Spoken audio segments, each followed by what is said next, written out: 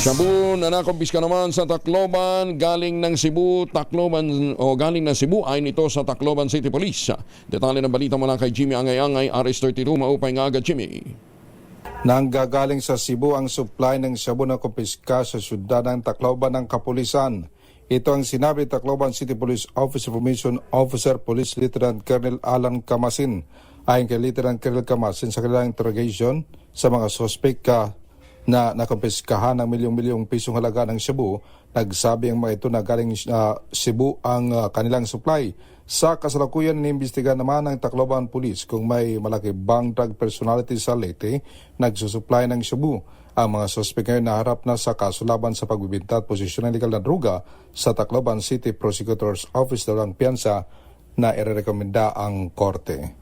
Mula dito sa DYVL Action Radio Tacloban, ito si RS32 Jimmy Angay-Angay para sa DZRH, una sa Pilipinas, una sa Pilipino. Daghang salamat Jimmy Angay-Angay.